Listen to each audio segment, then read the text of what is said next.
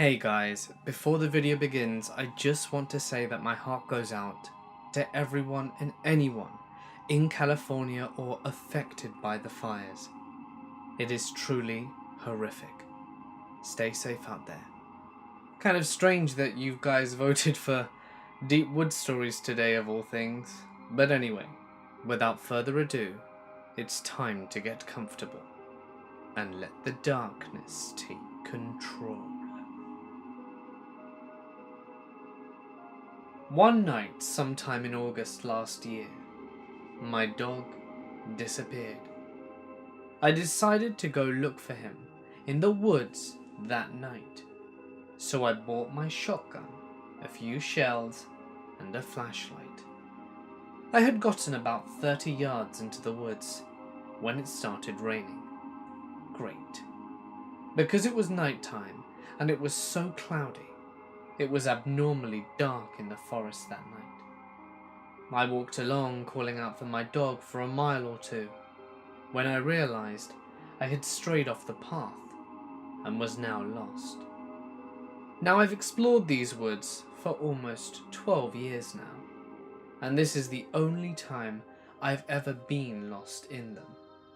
Nothing looked quite right, and I couldn't figure out which way I had come in. As I sat there, I noticed how quiet it had gotten. I mean, dead silent. No birds, dogs, or anything moving around. Only the rhythmic sounds of rain hitting the ground. Then about 20 feet to my left, a twig snapped. I whipped around and started shining my flashlight over there. About 3 feet off the ground, I saw two eyes staring at me. I didn't see anything else, just the eyes glinting off the light of the flashlight. Well, it obviously wasn't my dog, because he was only maybe a foot tall. So I raised my gun and started yelling at it. Nothing. It didn't move or blink. It just sat there and stared at me. I started to get worried, because whatever it was obviously wasn't afraid of me, or it would have run. So I shot a warning shot to the side of it, and that's when it made the most god-awful, gut-wrenching noise. As it turned to run away, it made a noise that sounded like a mix between a pig squeal and a cat screaming. I turned and ran like hell. I have never in my life heard a noise like that before. Adrenaline was pumping through me as I bounded through the forest, hoping that I would eventually find the path again. The whole time, it sounded like my heart was in my ear, and I was just overcome with fear. Eventually, I did find the path again, but it was past the path that took me out of the woods. I stopped to turn around when I heard the noise again, right in front of me. Shit, that thing has blocked me out. So I loaded another shell and looked to see if I could see it. Nothing at all. All I could hear was it was walking somewhere in front of me, so I shot blindly into that direction. I heard it, and I think I hit it. It made the awful noise again, and I heard it crashing through the brush off in the distance.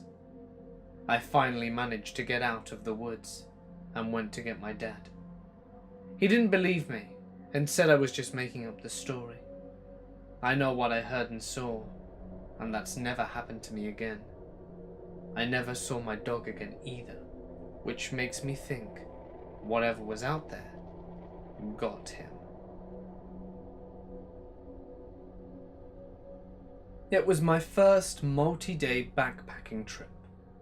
We were in northern Pennsylvania and had hiked 8 miles of our 32. We set up camp and I was sleeping in a hammock and passed out before it got dark. Worst decision ever. I was awoken when a chipmunk ran across the top of my tarp. I brushed it off and went back to sleep. I woke up with my watch on, another mistake. Knowing the time made everything worse. At about 1 a.m., Something was inspecting our camp. I could hear it, walking around, and it walked by me and left. We had everything properly hung, being in bear country. Then at about 2:30 a.m, something was again investigating, except this time I was rudely awoken to the sound and vibration of my hammock strings being chewed. This scared the shit out of me, and my tarp was hanging down, so I couldn't see out. Now I was fully cocooned in my mummy bag, with my knife being in my hammock pouch outside the tarp. No way I'm sticking my hand out of there. So I held my breath and tried not to move. It stopped chewing, and then poked me in the side with its nose. It poked me hard enough, right in the side, to make my hammock sway back and forth. I was shitting bricks. Then it walked around me, while making near identical sounds to the predator's clicking noises. This is when I accepted that I was going to die. It eventually left, and when I heard it leave, I grabbed my knife and didn't sleep the rest of the night. At around 4:30 a.m, I said screw it and got up and made a fire, because I couldn't sleep and wanted to feel safe. A friend woke up about half-hour later and said she couldn't sleep because she was cold. She knew nothing of our late-night visitors, and that unnerved me. I have since ruled out it was a raccoon. They only make noises sometimes, and my hammock was slouched down less than 2 feet off the ground. Only thing is, I weigh 230 pounds, so that must have been a pretty strong raccoon to make my hammock sway the way it did. Nothing else happened on the rest of our hikes, besides seeing a black bear, but they're pretty chill. My ex-girlfriend and I decided to have date night, since we both had the day off. So we did the usual dinner and a movie thing, and afterwards we decided to go for a midnight drive. So we drive about an hour and a half out of town, going nowhere in particular. We just knew that we were going to get it on under the stars. After scoping out a random dirt road, I took my truck down and parked in an open area on the side of a forest. The entire area was surrounded by forest, and after about 10 minutes of kissing, we decided to get down to business. So, we get in the back seat and start tearing each other's clothes off. After about 5 minutes in, headlights. Headlights were heading towards where we were, but not directly at us. So we are both rushing in an attempt to get dressed again, thinking for some reason it might be the cops, which makes absolutely no sense now. My pants were nowhere to be found, and neither was her shirt. Now keep in mind the closest house to the road is probably half an hour away. So we kept fumbling looking for our stuff, and eventually found it and struggled to get them back on. The truck keeps getting closer and closer, but like I said, not directly at us, until we finally realize it's not someone coming to yell at us to get off their property or the cops. In fact, they can't even tell where we are, because my truck is black and I'm parked almost into the thick forest. Finally, an old F-150 parks his truck about 50 feet from us, leaves his truck running, and gets out. He walks to his truck bed, grabs his shovel, and just starts digging into the ground. He did this for a good 30 to 40 minutes, while we sat there in silence, afraid to move or speak on the off chance he'd hear us. He stops digging and lifts something out of the ground. It was a decent sized object, but it was too dark to see exactly what it was. He picks it up, places it in the bed of his truck, and goes back for the shovel, and places that in the truck bed as well, and drives off into the night. Me and my girlfriend decide it would be best to wait another 20 minutes before we even started the truck. To this day, I have no idea what it could have been, but I really hope it was, at worst, drugs. This is a story that happened to me a while ago. My then girlfriend Cynthia and I had just celebrated our 5-year anniversary.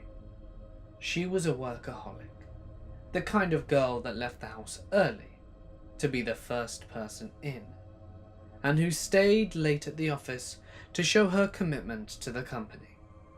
She'd arrive home exhausted, and with little to no motivation for anything other than food and Netflix.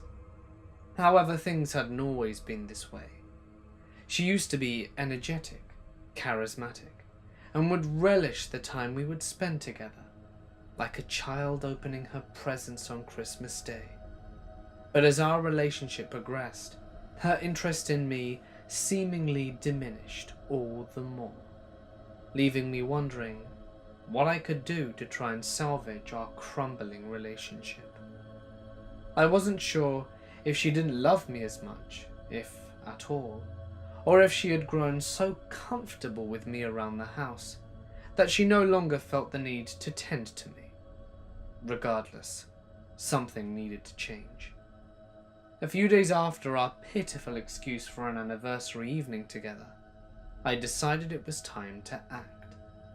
She had passed out on the sofa, watching Riverdale, with her phone on the table next to her.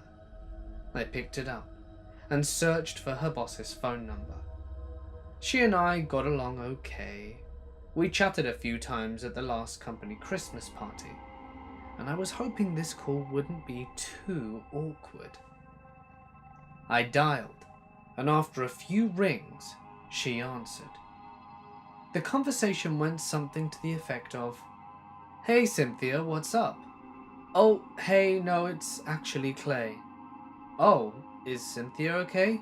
Yeah, she's fine. She's asleep on the sofa. But there's something I need to ask you." "Okay." "Oh, it's nothing weird. See, I was planning this weekend getaway for Cynthia and I kind of wanted it to be a surprise. And I was wondering if you wouldn't mind her having Friday and Monday off from work." "Oh, yeah, that's fine. She could use a break. It's really nice of you. I won't tell her." "Okay, great. Bye." The phone clicked off, and I felt elated. Finally, an opportunity to spend some time with Cynthia. Some real time.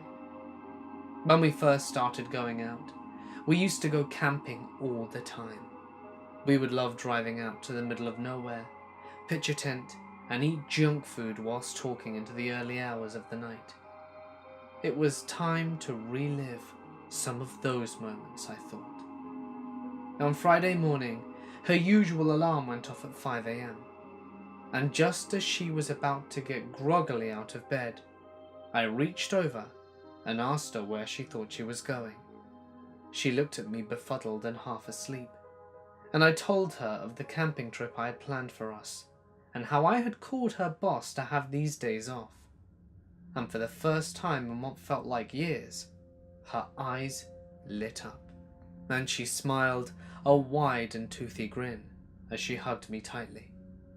I was half expecting her to freak out in anger because I had messed up her work schedule, but I was so happy to see the delight in her eyes. I felt a warm surge of happiness pass through me, as I knew this was the perfect way to get the fire burning again. We packed our things and had a quick and light breakfast before jumping in the car and leaving as quickly as possible. We'd always wanted to explore more of our great country. New Zealand is famed for its stunning nature, and it seemed a shame that we constantly isolated ourselves in the city, when we could be venturing into the stunning natural beauty just waiting a few miles away. We drove for hours, taking in the scenery of the road trip and talking endlessly. She did most of the talking, and there was so much about her work that she was filling me in on. All the office gossip, the shady activities of middle management, and the perpetual bum licking of some of her least favourite colleagues. It was getting quite dark, and being winter, the cold was settling too. We had just passed Twizzle and saw signs for a campground coming up. We turned off the next exit and made it to the campground. The campground itself was by no means special. It was one of those freedom campgrounds, and we were the only vehicle around as far as we could see. We parked up with the dim light that remained in the sky and our torches and looked around the area. Right next to the campground was a pristine lake, and the rest surrounded by a dense forest. We decided to start setting up our tent, and whilst I did so, Cynthia started a small fire. The darkness had now blanketed the sky as we sat cross-legged by the fire, eating our tuna and cucumber sandwiches. We chatted, but something kept distracting me.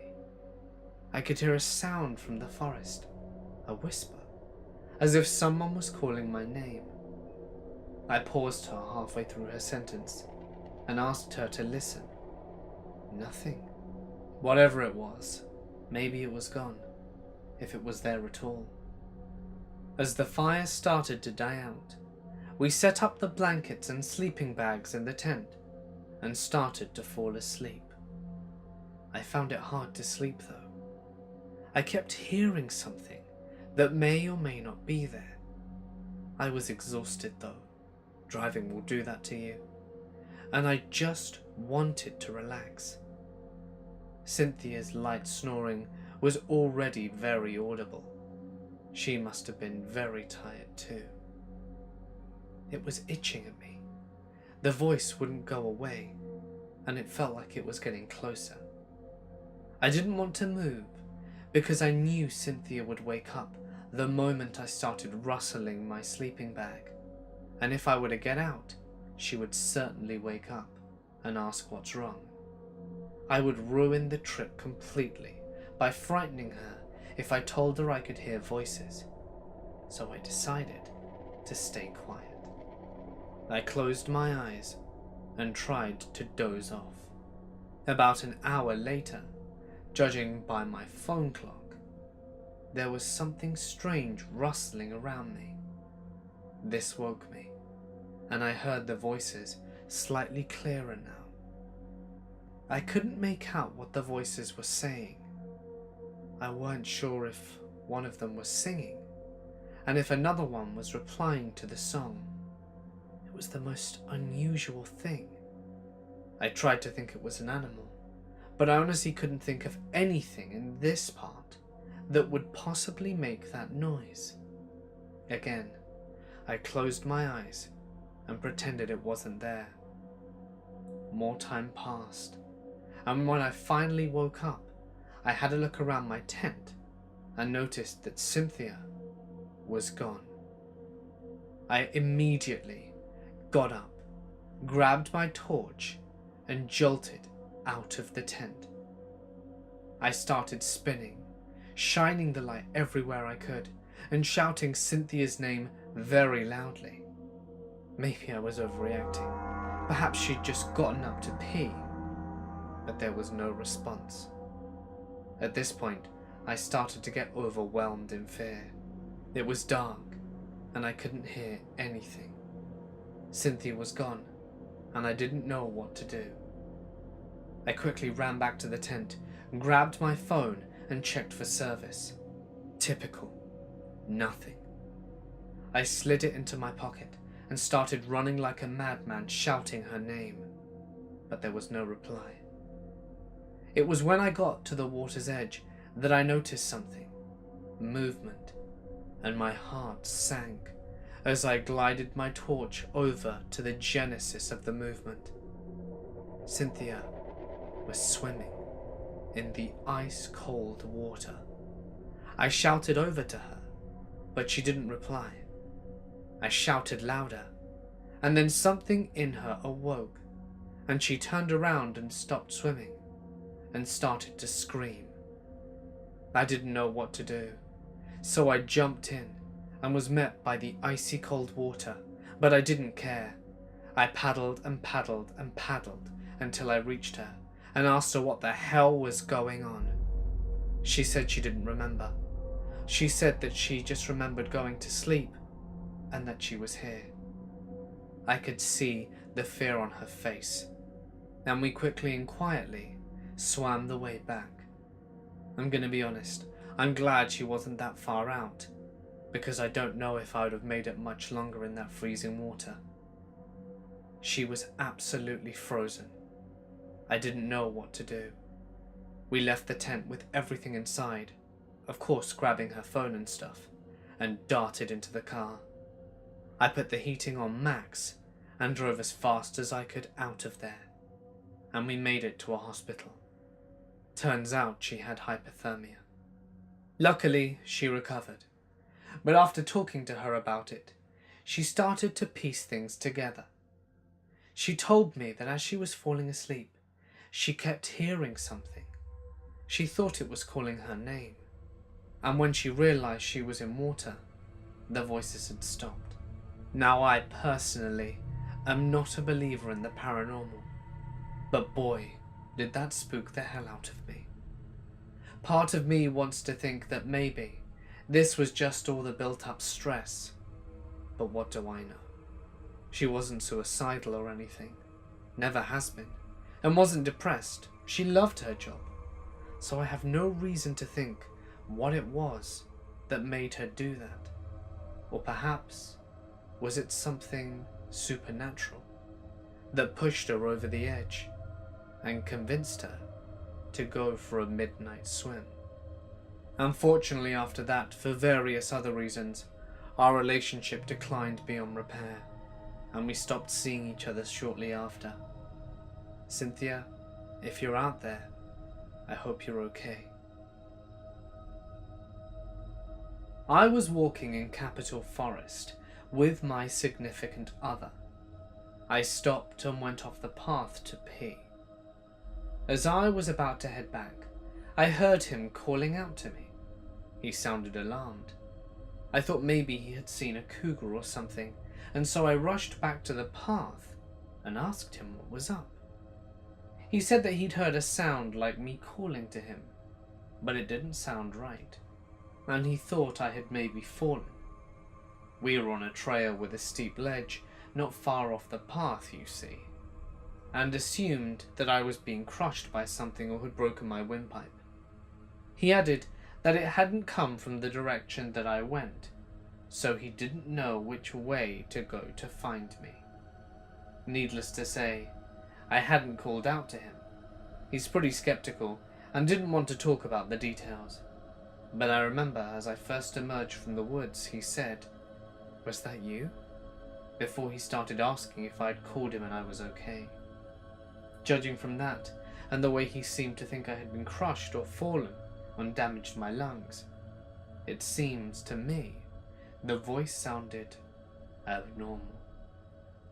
I knew it wasn't someone in need of help. He said he heard his name being called. The exact thing he heard was, "John, help, help." I don't know what it could be. I live smack dab in the middle of a big chain of forest preserves, and there's one small forest right next to my house, bordering the canal. I used to walk around these woods very often, and there was a small dirt trail that basically bordered the neighborhood and all. I always walked this same trail and never really ventured off it. But one day, I noticed something that wasn't there before. Probably about half a car was embedded in the dirt, about 20 feet off the path. I know these woods like the back of my hand, so I would have seen it before, but I never have. I walked up to it, and it was an old, light, bluish, rusting, decaying car. More so part of the roof/frame. The hood, the front doors, and some of the dash and front seats were visible to me. The interior Looked like it had been out there for years, and there were some pieces of little girls' clothing scattered among it. One I vividly remember was a light purple Little Mermaid shirt and what looked like a pair of pink pants, but I wasn't too sure as I wasn't going to be picking it up. I decided I was too uncomfortable to be there any longer and walked out the way I came. A week later, I went on the same path and the car was gone, with no sign of it whatsoever. Weird thing is, there's no way for a car to get in here. There are fully grown trees surrounding the area. Parts of the path are barely wide enough for a human to fit through without having to hack away the thick brush. And the road right by where the car was found is separated by a large hill, dense forest, a park, and a fence. Plus, it was not a full car, so unless someone found and carried half a damn car into the woods and embedded it into the dirt, only to move it a few days later, I have no explanation for it. My friends and I went camping in the middle of the woods during December, as we often did. This was in New England, and so there was easily 2 feet of snow on the ground.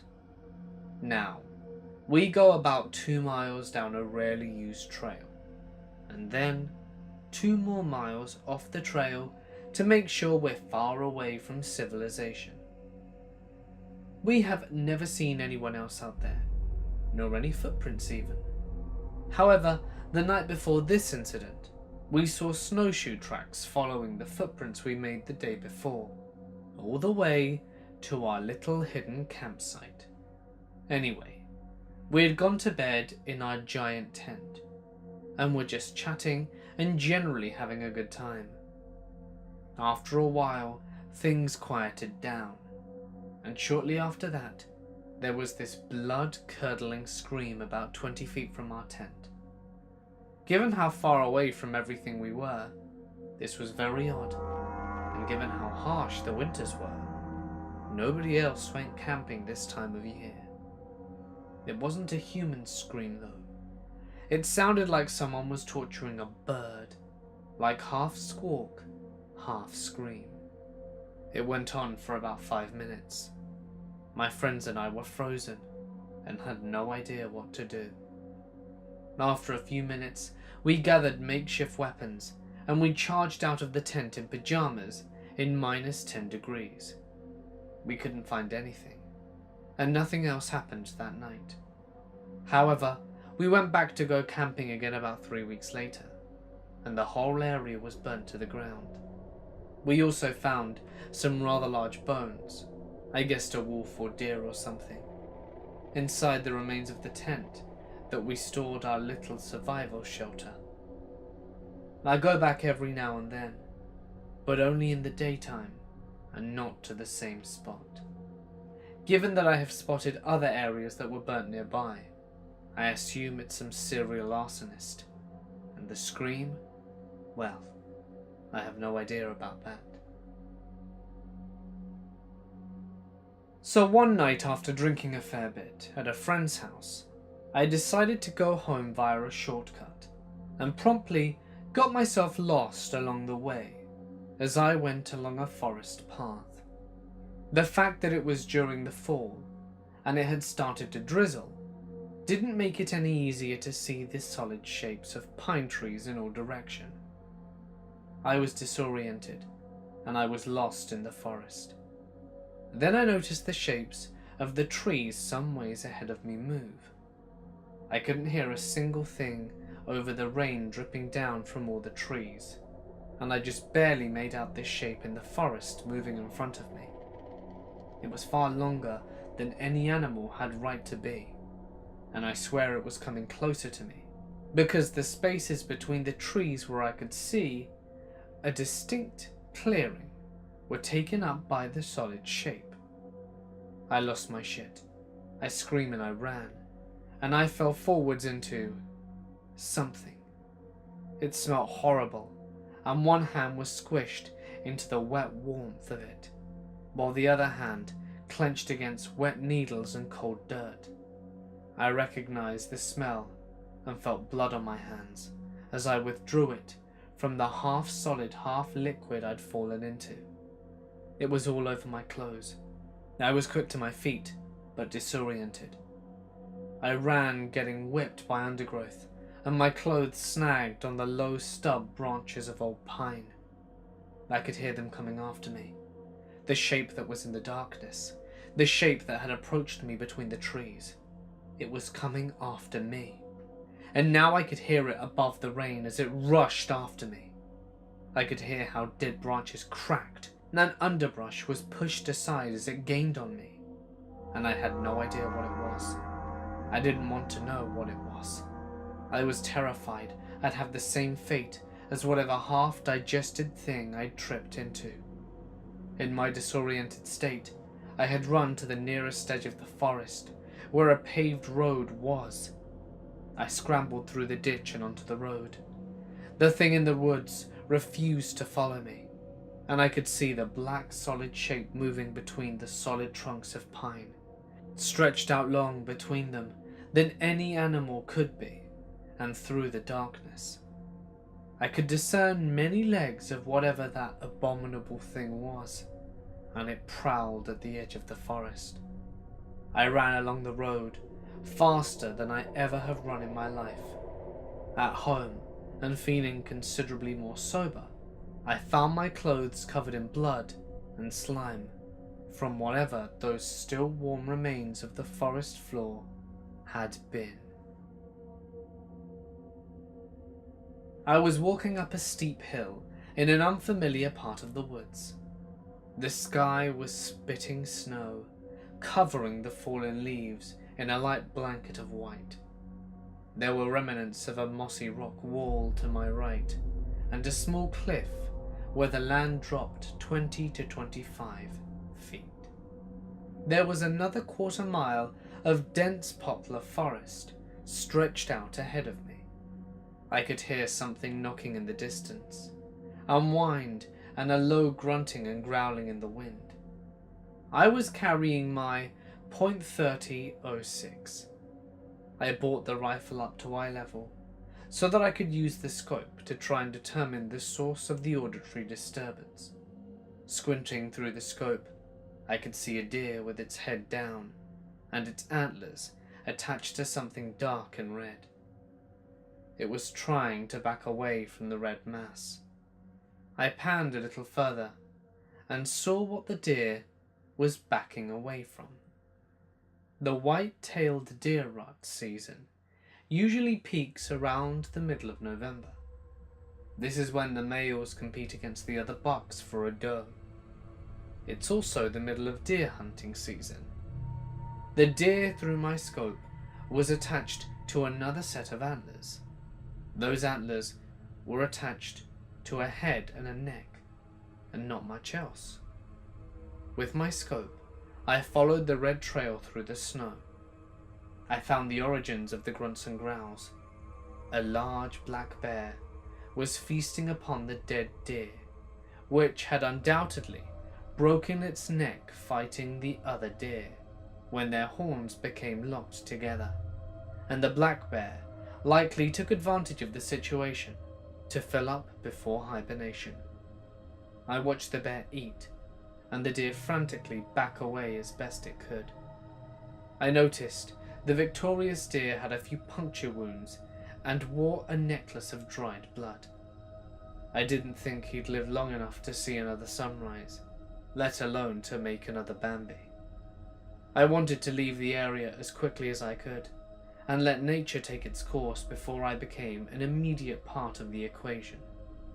I took one last look at the bear through my scope, and it lifted its head, seemingly in my direction for a second or two. Seconds last much longer when you hold your breath. It lowered its head and kept feasting on the corpse of Bambi. As I finally took a breath, a single howl cast out in the wind. The bear froze, the deer froze, I froze. The deer tried to heave itself sideways and fell to the ground. It lay still. I'm positive it freaked out and tried to run and broke its own neck with the weight of the head and neck of Bambi's carcass still attached to it. The bear started dragging its meal off behind a couple of large boulders. More howls rang out, and the bear took off across a brook and disappeared among the poplars. I crept the way I came, trying not to draw any attention to myself. I covered a lot of ground in 5 or 6 minutes, as I reminded myself I'd only gotten 2 bullets in my pocket and 1 in the chamber. I could hear multiple howls and yipping in the distance. They found their meal, and I wasn't part of the equation. It was a couple of summers ago. Me and my mate found this new hiking trail a town over, so we decided to check it out. We packed a bag with some snacks and found a few beers and set out. The trail is running parallel with a large ridgeline that is about 200 yards above us, pretty densely forested. We decided to scale a hill to the top of the ridge, off trail, to see if we could get a good view. We reached the top to find a nice ledge, cracked open the beers and put them away. Then I looked over to our left and I noticed something blue in the distance. Curious teenagers, we go and check it out. As we get closer, we noticed it was an abandoned camp. The blue was a large tarp made into a makeshift tent big enough for 2. There was food trash around and some other things, but what caught my attention was that there were children's toys all around. Dolls, stuffed animals, and even a little girl's bike. We assumed it was a homeless camp, but why the girl's toys? We then noticed a strange rock pile, around 4 foot long and 2 foot wide, and maybe 2 foot tall. Stacked stones in a pyramid shape.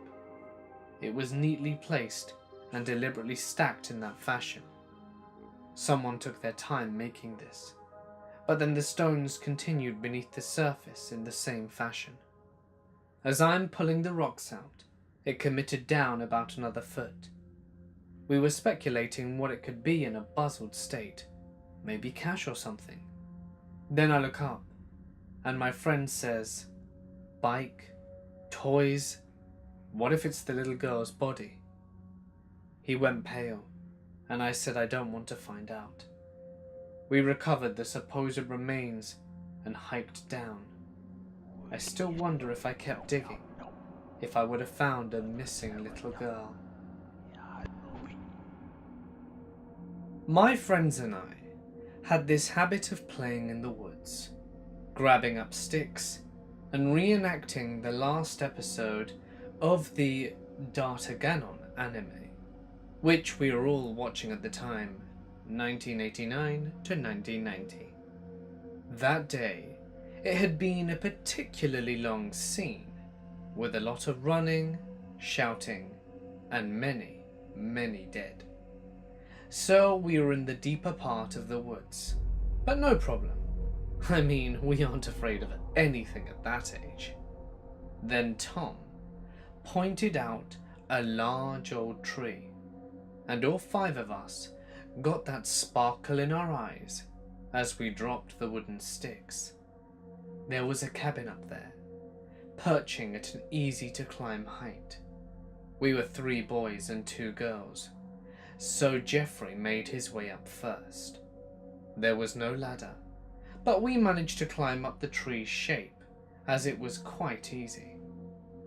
There was a door to push open from below, and that's when stuff got weird.